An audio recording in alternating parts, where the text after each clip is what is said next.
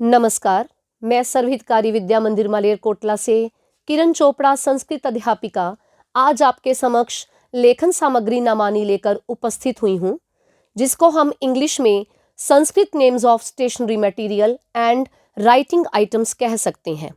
तो सबसे पहले मैं आपको बताऊंगी कि मैंने लेखन सामग्री में इसको तीनों भाषाओं में आपके समक्ष रखा है, जिसे हम संस्कृत, हिंदी और इंग्लिश में पढ़ सकते हैं।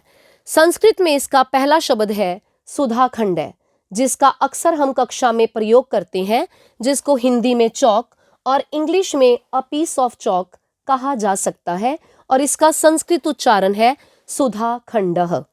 दूसरा शब्द है आपके समक्ष निर्यासः, जिसे हम हिंदी में गोंद और इंग्लिश में गम कहते हैं। इसे संस्कृत में निर्यासः कहा जाता है। तीसरा शब्द है उत्पीठिका। उत्पीठिका मेज, जिसको इंग्लिश में टेबल कहते हैं और जिस पर अक्सर बच्चे किताब रखकर लिखते हैं, इसे संस्कृत में उत्पीठिका कहा जाता है। चौथा शब्द है आपके समक्ष मापिका। मापिका को हिंदी में पटरी या स्केल कहते हैं और इसे इंग्लिश में भी स्केल ही कहा जाता है। इसका उच्चारण है मापिका। तो पांचवा शब्द है आपके समक्ष लेखनी। लेखनी को हम पेन कहते हैं, जिससे हम लिखते हैं, और इसका उच्चारण संस्कृत में लेखनी होता है। छठा शब्द है आपके सामने अंकनी। अंकनी को पेंसिल, हिंदी में और इंग्लिश में भी पेंसिल ही कहा जाता है, और इसका संस्कृत उच्चारण अंकनी है। सातवां शब्द है मार्जनी। मार्जनी को आप रबड़ या इरेजर इंग्लिश में कहते हैं, जिसको हम मिटाने के लिए प्रयोग करते हैं, और बच्चे इसको क्या कह सकते हैं? मार्जनी। आठवां शब्द है कर्त्री।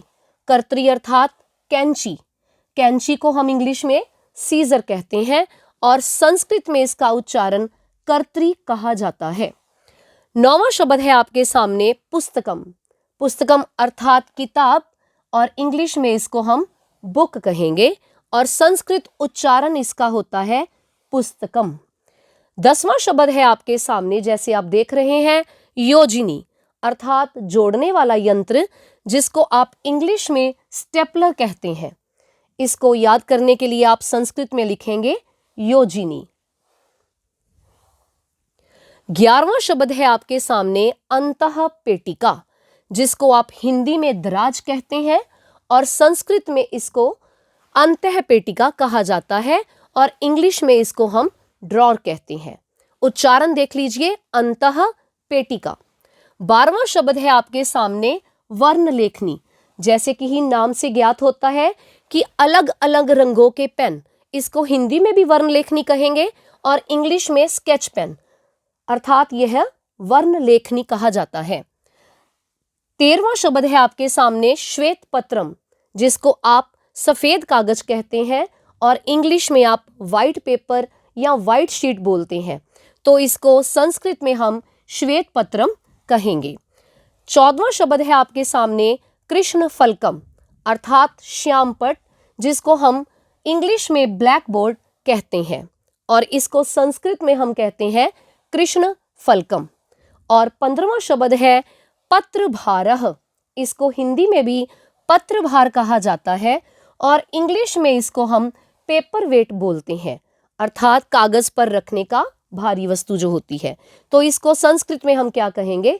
पत्रभार है। तो इन शब्दों से आप इसका संस्कृत का उच्चारण आसानी से सीख सकते हैं।